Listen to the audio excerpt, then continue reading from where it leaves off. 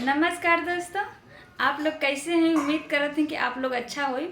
और आप लोगन के बीच में हम एक पूजा पर के गीत गावे जाते हैं। जैसन लगी कमेंट में ज़रूर बताइब और सब्सक्राइब करब, लाइक करब और शेयर करब। ढेर सारा प्यार दे दोस्तों। Thank you. ई धरती भाग्यशाली हो जहाँ होले हवनिया।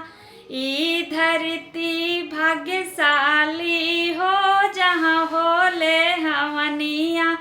ब्रह्मा जी आए, विष्णु जी आए, ब्रह्मा जी आए, विष्णु जी आए। संगवा में लक्ष्मी रानियावा हो जहाँ होले हवनिया। संगवा में लक्ष्मी रानियावा हो जहाँ होले हवनिया। ई धरती भाग्यशाली हो जहाँ होले हवनिया। ई धरती भाग्यशाली हो जहाँ होले हवनिया। ब्रह्मा जी आए, शंकर जी आए, ब्रह्मा जी आए, शंकर जी आए। सतवा में पार्वती रनियावा हो जहाँ होले हवनिया। संगवा में पार्वती रनियावा हो जहाँ होले हवनिया। ई धरती भाग्यशाली हो जहाँ होले हवनिया। ई धरती भाग्यशाली हो जहाँ होले हवनिया। राम जी आए, लक्ष्मण जी आए, राम जी आए, लक्ष्मण जी आए।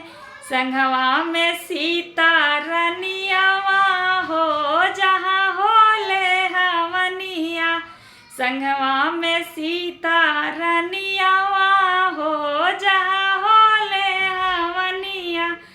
ई धरती भाग्यशाली हो जहाँ होले हवनिया। ई धरती भाग्यशाली हो जहाँ होले हवनिया।